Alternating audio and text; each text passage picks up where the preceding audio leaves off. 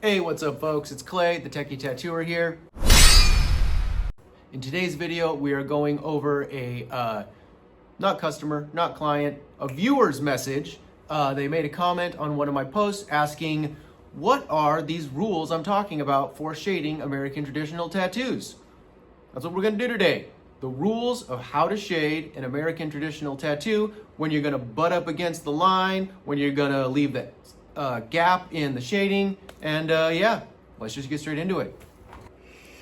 All right, folks, so for this one, I am actually going to use some just American traditional stamp packs that I've got. Let's see, where did they go?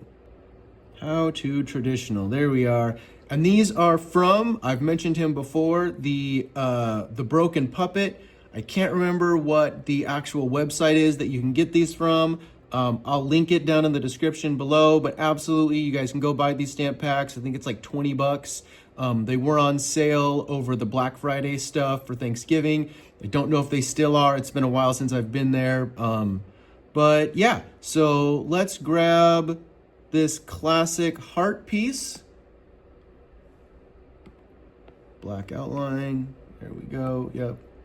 Boink. And we'll go a little bit bigger. Boom. All right, there we are. So, how to shade a classic heart and flowers American traditional piece. On the iPad here, I like to put my shading layer underneath the outline layer.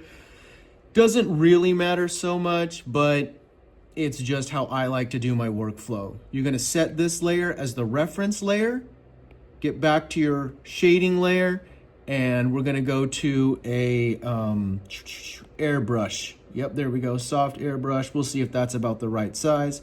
What's cool about this is I can grab automatic, the individual pieces now, and the layer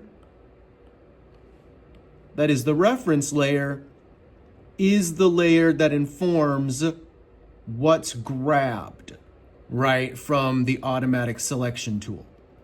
And that's super, super handy and useful for doing things like American, or any design. It's just useful for shading. It's awesome. Go to your automatic here. Boop, not freehand, because freehand is the actual outline tool that you grab and you draw with. Automatic. Automatic, be on your layer, reference, and then you can just go through, whoops, and grab whatever it is that you're looking to shade. So there's a couple ways we could shade these. You can just shade them pure black all the way to the edges here, like this. And I don't really like, by grabbing this and sliding this up and down, you're bringing your threshold up and down, and your threshold is how much of this weird little white gap you get.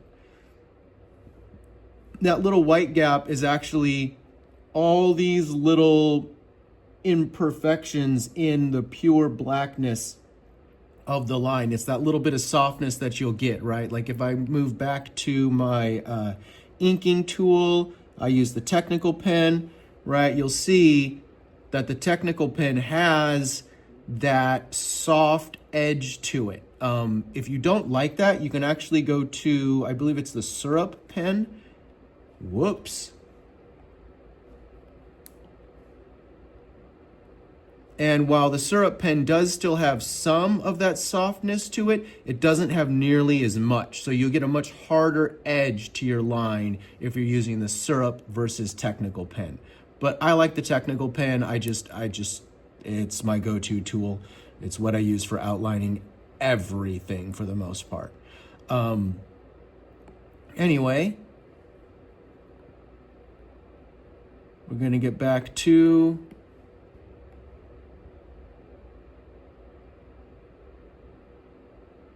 I'm gonna go into the 90s.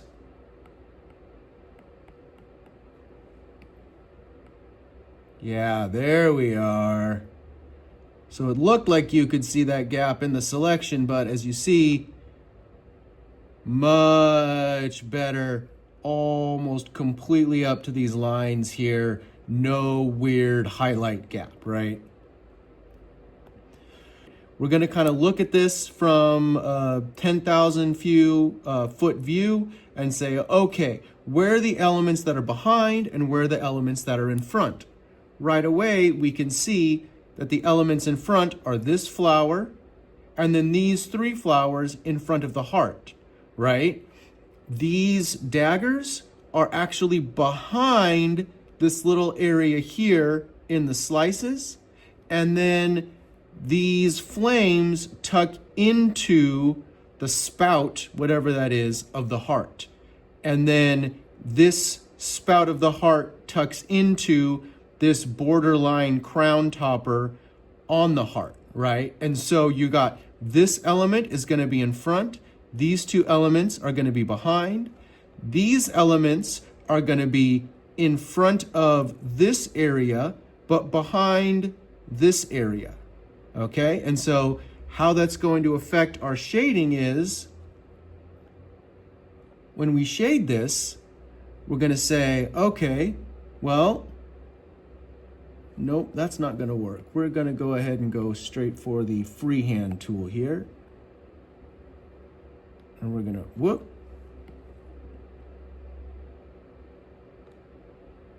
Right, and we're going to grab this little area here, get back to our guy, shrink it down a little bit, and then we're going to shade right up to this edge. Not hit this corner here.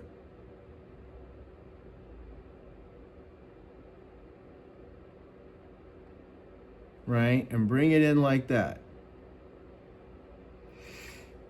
Now, why aren't we shading this very, very corner here? It's to actually make it look like this thing bevels downwards, right? See how that looks? We're going to do the exact same thing on this side, and by not hitting the very, very edge of this, it will look rounded. It won't look nearly as flat. We'll do it both ways. We'll do it all the way up to the edge on the one side and then leaving this gap on this side, just to show the difference in what it does for what the eye sees.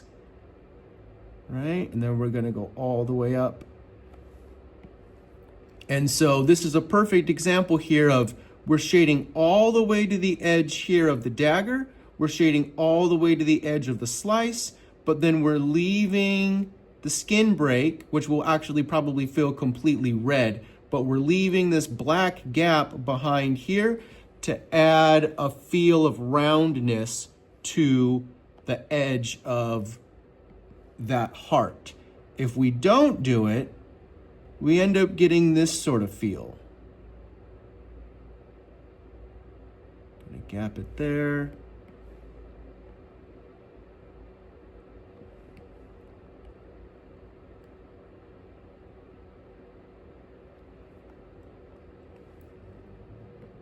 Right? And notice how much flatter this looks than this. This looks so much more rounded than this area. And when you add the shading all the way up to the edge of anything, you actually flatten it to the eye. And we don't want to do that. We want to make the heart look as dynamic and poofy and voluptuous as absolutely possible.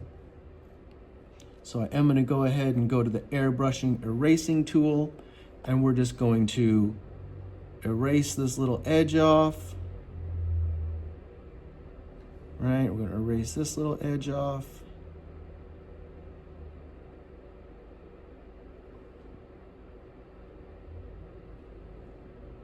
We're going to make those kind of even so we've got the same spit, same gap size, right?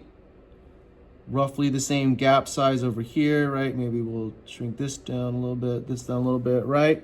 And notice how it makes it look more like they're pockets leading into the cut marks, right? And that's absolutely what we want.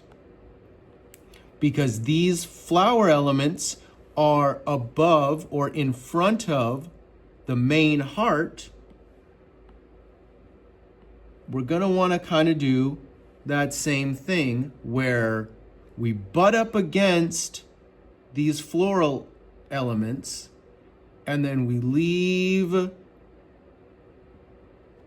a shading gap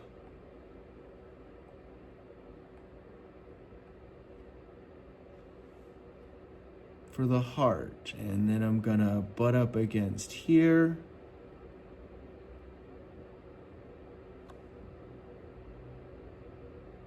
Right, come down here.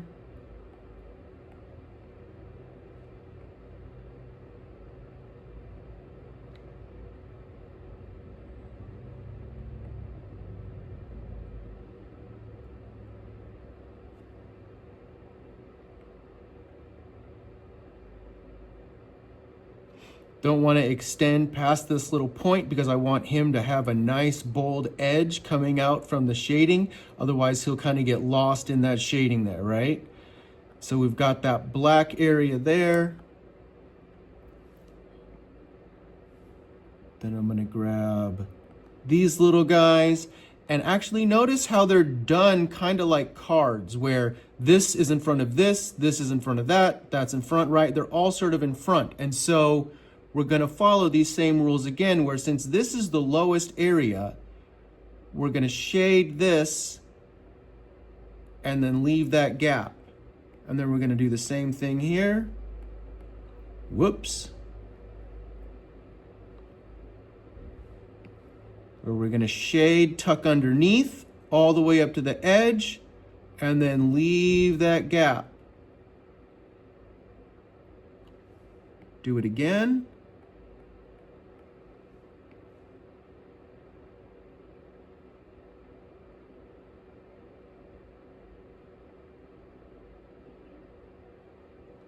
Right? And that way, each individual flame feels like it's tucked underneath the one before it, but laying on top of the one after it. And that's how we're going to keep those American traditional rules of shading going, where anything that tucks under, you shade right up to the edge. And anything that goes over the next element, you leave that skin break. Right? And so that's what we've got there. Now we're going to follow those same rules with the daggers, where if you understand a little bit of how dagger blades are made, these elements pop out from this, and we're going to want to shade, whoops, a little bit smaller, right up to the hilt, and then leave that gap there, right? Shade right up to the hilt and leave that gap there. Now, me personally, I'm going to pretend that the light source is kind of coming from the top going this way.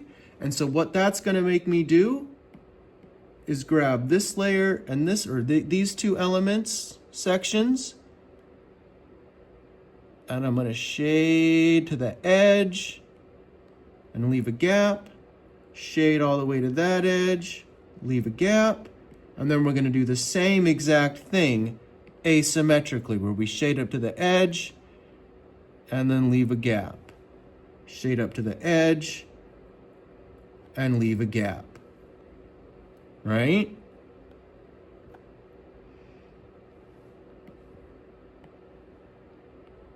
We've got a choice here where we could shade up to this edge here and leave that gap, or we can shade this way and leave that gap, because actually this piece is behind both of these elements, right? This little in-between hilt piece is behind the circle and behind the gold part of the hilt.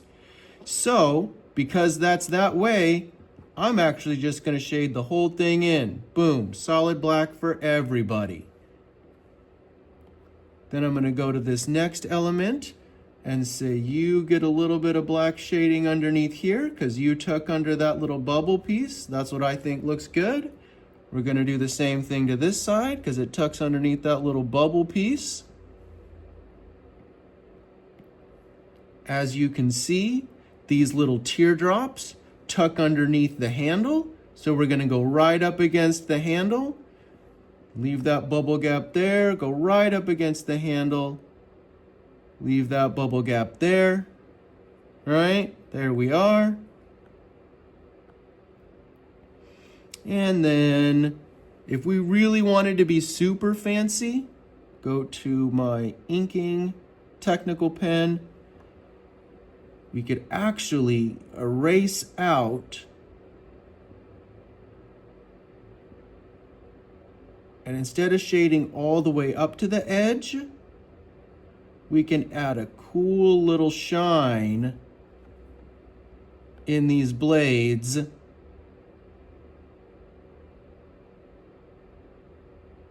by refusing to shade directly up to the edge and giving them a nice hard line where we start the shading here and then whip out, right? You don't have to. That's just a fun stylistic choice you can make. You can also do it just to the one side, right? Where we just do it to this lowest section here.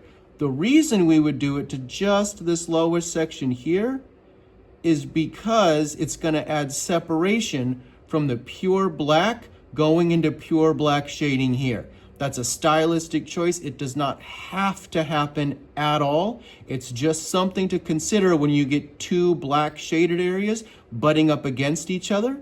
The reason we do that is because this blade element is in front of this heart element here. And so by having it black to black, there's not as much differentiation to show that this blade is in front. On this side, with the shading going this way, you absolutely can see that the blade element is in front.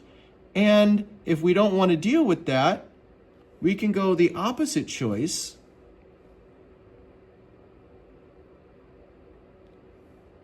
and shade it like that. But do you see how round that makes that look and that line disappears in the middle? I don't personally like that. And so I'm not going to go with that choice. I'm going to go with just one gap here. And then we can hold it and make it a perfect line because we're cheating because we're using apps that are amazing.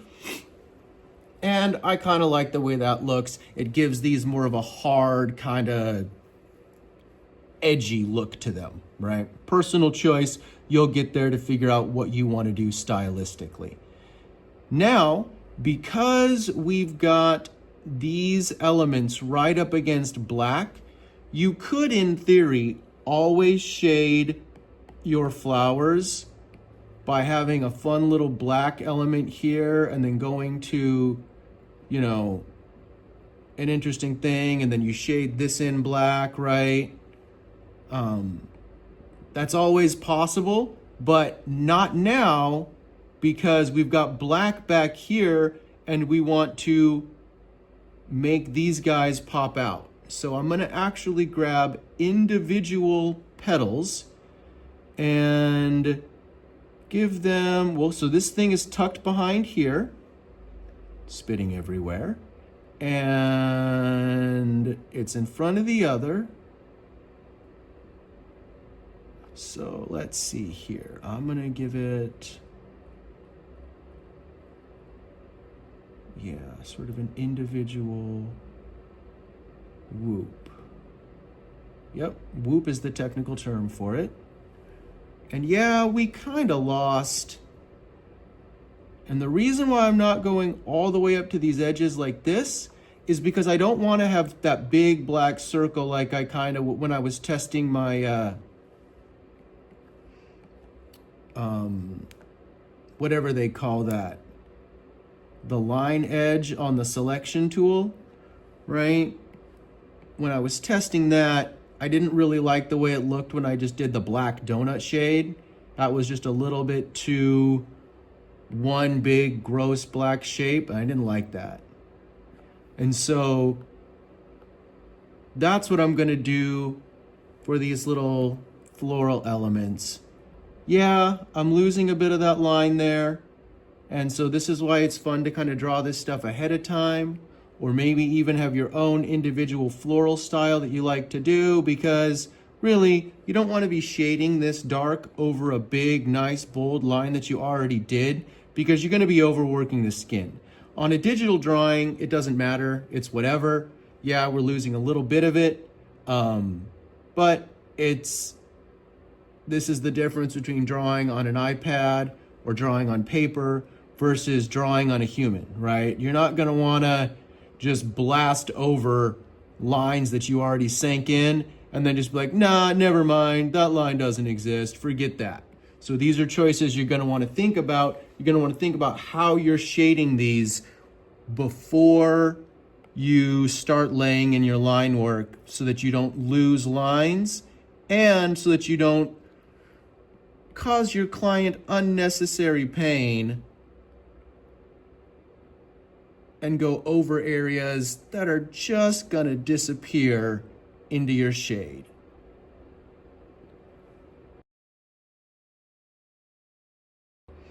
Now, if we do like the way this is going, we can actually extend these lines out. Again, this is why going over your artwork, right, is kind of a cool thing ahead of time. The other brush I do use is the calligraphy monoline for when I'm doing American traditional work, right? I'm gonna go ahead and thicken this up to like a 20, but this is just a guess. A little bit thicker than a 20. We're gonna go 25, 26, yeah, whatever, 25. And then start down here, bring it up. Yep, that's about right. This is just a little tutorial, so it's not super important that this is the exact, if you were really doing it, really making sure it was absolutely perfect for a client, you would make those line weights a little bit more exact, because this is still a little bit thinner than the core line that this started with, right? Than the other line weights. And you're gonna wanna solve that in a real world issue. But right now, this is just for the tutorial, and we know that it's probably actually closer to like 28 or something like that, right?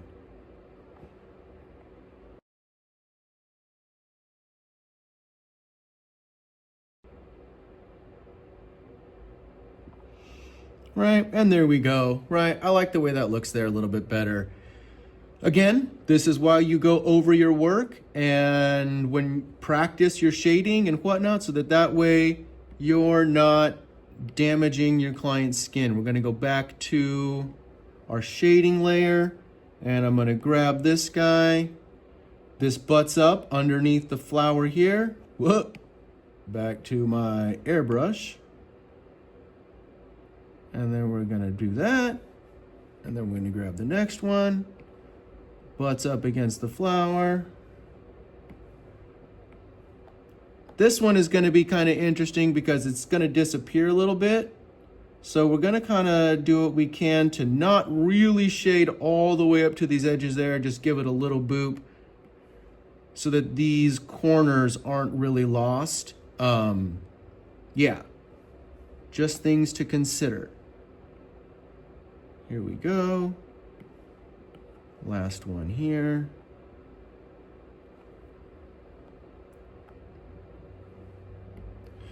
Now, if we really wanted to add some dynamicness to this, because this is shaded black already, I wouldn't shade it from the center and shade it black like this and then break it out, because that's gonna make it disappear with this. And so even though this doesn't follow any rules of reality, if you wanted to shade it, I would shade the edges like that to give it that bevel. We don't have to, you can, that's absolutely doable. Again, we've got that same kind of thing where if we want these circles, right, these little orbs to look more dynamic and more shaded, what I'm gonna do is I'm gonna do the same thing like we did with the blade, where we're gonna give it that little bit, but then we're gonna erase out, whoops,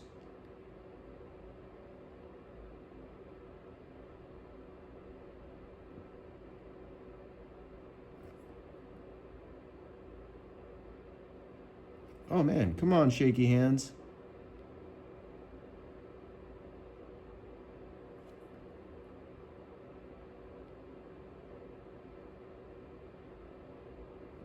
All right, we're gonna erase out that little bit there, right? See how that gives that a nice, not right up against this so it doesn't disappear into this black. We're not shading up to the edge because this is the frontmost element, right? And so you're not gonna shade up to the edges of this guy because you always want him to feel like he's in the front.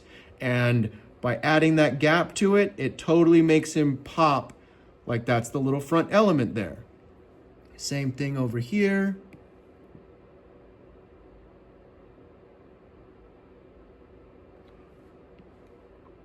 Erase this out.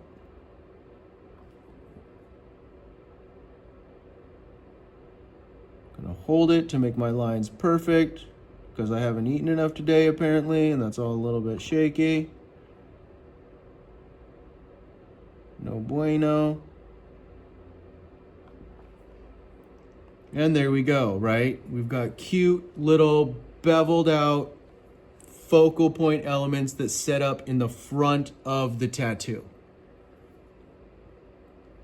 And that's it. Those are your American traditional shading rules of butting up against the thing you want to tuck underneath and then leaving skin breaks in your shading for the elements that you want to fold around, but also that you want to be in front of the element that's behind it, right?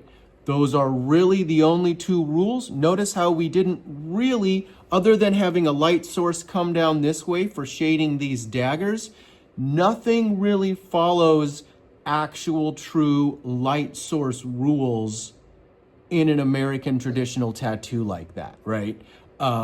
You could totally legitimately shade both of these daggers where this one's shaded this way and then this one's also shaded that way. It would look just fine. It's absolutely valid to do. American traditional tattoos do not follow your classic light source rules. They follow a very flat, over, under, Celtic knotwork sort of style rule system for tucking things under and having things fold or lay over elements and other pieces of the design. Again, if we did want to add color to it, we go the layer beneath our shading black layer and we grab like a nice dark red. I stay in my soft airbrush. I'll probably make it a little bit bigger.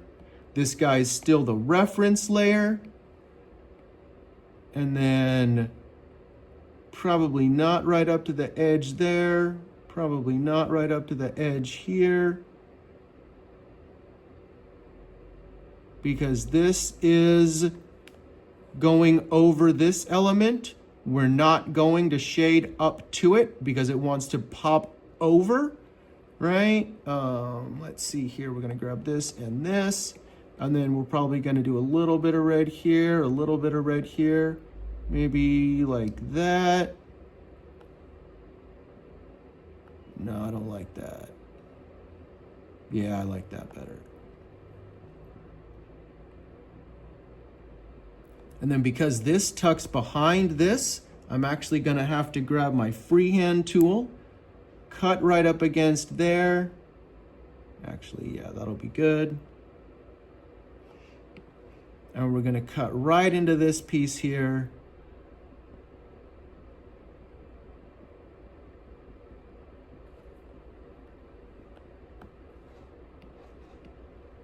I'm gonna pull a little bit bigger.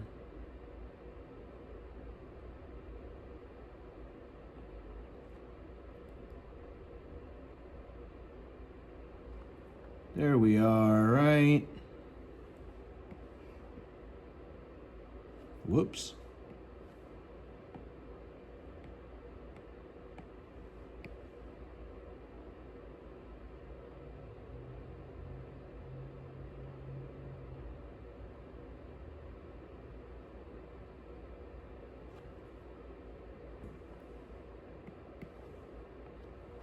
And so you can see how when I shade right up against here, It doesn't make it feel as much like it's over this piece as it does on this other side, right?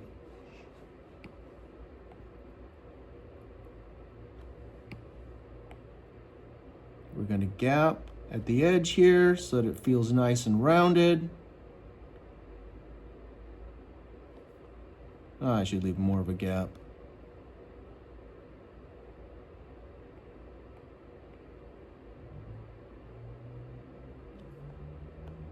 Right, like that. And then, yeah, see, I just don't quite like that butted right up against.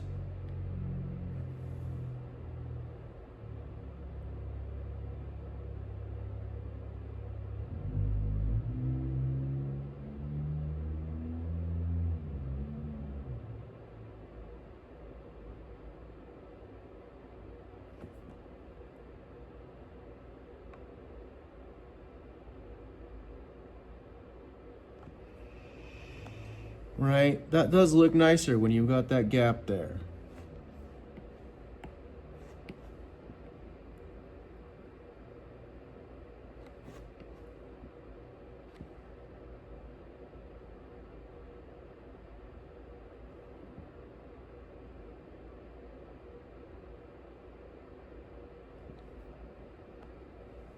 Right?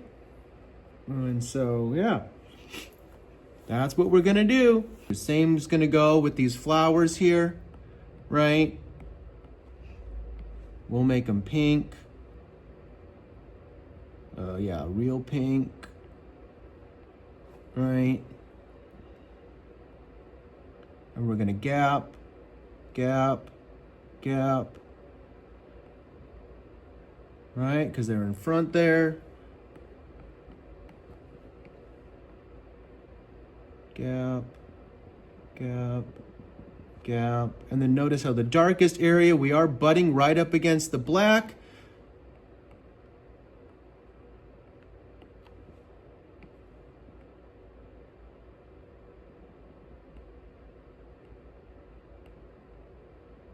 Right, we'll put some yellow in the center of those. And we'll just drag and drop, drag and drop, drag and drop. Put some yellow in these hilts.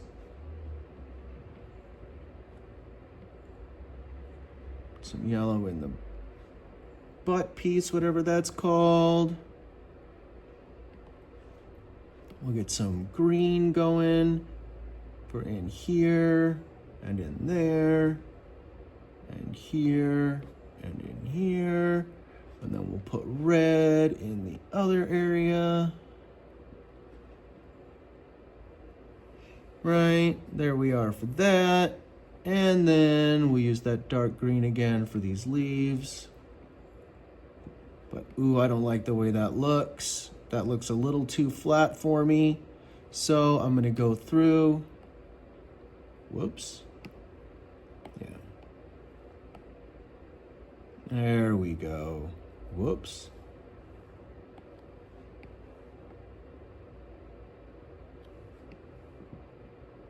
There we go. Right, that looks a little bit better, a little bit more dynamic. We'll get the yellow going in this little puppy here.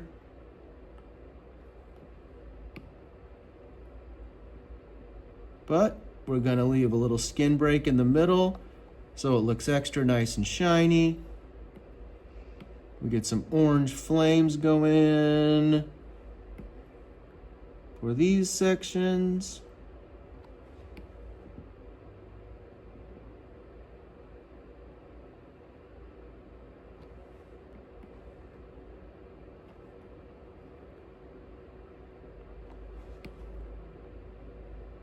Right, leaving that tiniest bit of skin break there. And you don't have to leave the skin break on these, right? This is just something you're gonna have to figure out stylistically how you wanna make it look. There's a lot of folks who go edge to edge color with something like this because it really is the black that gives it that definition.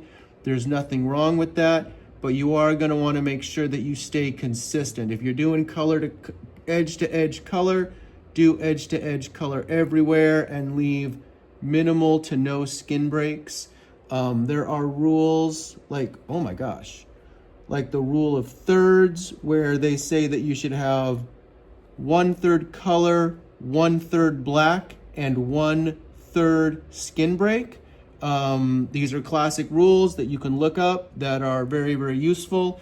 Notice how these look a little bit flat because I didn't quite leave the skin breaks and everything, but I left the skin breaks and everything else. And so in order to really follow my own advice, I'd have like a little skin break here and here. I'd have a little skin break there. Smaller, but you know, I'd have a little skin break there, whatever. That's not quite exactly what I had in mind. Boop, boop. And I'd have a skin break here. Whoa. Right, I have little skin breaks here and here. Right, see that? And it looks so much more dynamic now than this other side. Right? And those are just gonna be choices you're gonna wanna make. For something like a bevel like this, some people would even choose to have, I'll do a hard line one for that one. This whole outline still skin braked, right? Boop, right? And that's another choice that you could make. 100% totally valid. If you don't like having this section here completely black,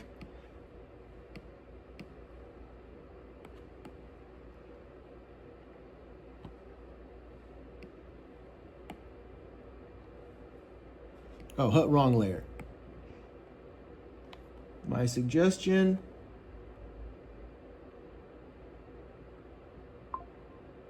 would be to pull out the center, right? And there we go. Right now it's got a little bit more shine. So now you can see the difference in the skin braked areas versus the flat style. And that's gonna be up to you for what you want. This is where you're gonna practice on your own practice skins. You're gonna figure out what you like to do stylistically. It's all gonna be up to you, but there's other channels you can follow, like The Broken Puppet. I can't think of any more off the top of my head, you know, aside from Ben Fisher, but he doesn't really do American traditional, he does black and gray. But go out there, go look at the folks online. They're absolutely out there teaching you how to do what it is they do.